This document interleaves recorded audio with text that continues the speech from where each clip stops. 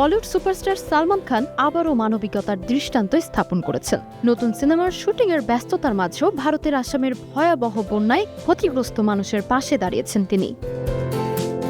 নিজের সমাজসেবামূলক প্রতিষ্ঠান বিইং হিউম্যানের মাধ্যমে বন্যা দুর্গতদের জন্য জরুরি খাদ্য সামগ্রী, বিশুদ্ধ পানীয় জল, প্রয়োজনীয় ওষুধ এবং স্বাস্থ্য সুরক্ষা সামগ্রী পৌঁছে দেওয়ার উদ্যোগ নেওয়া হয়েছে। পরিচালক বংশী পৈডিপল্লির নতুন সিনেমার শুটিং চলাকালীন সালমানের নির্দেশনায় স্থানীয় স্বেচ্ছাসেবী সংগঠন ও তার ফ্যান ক্লাবের সদস্যরা দুর্গত এলাকায় ত্রাণ বিতরণ করেছেন।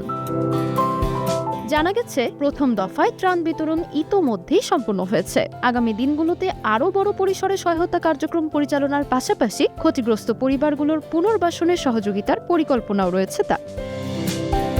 এদিকে বলিউড অভিনেত্রী ভূমিও আসামের বন্যা পরিস্থিতি নিয়ে উদ্বেগ প্রকাশ করে সবাইকে এগিয়ে আসার আহ্বান জানিয়েছেন। সালমান খানের এই মানবিক উদ্যোগ সামাজিক মাধ্যমে ব্যাপক প্রশংসা কুড়াচ্ছে। তাজমিলা খান, সময় সংবাদ।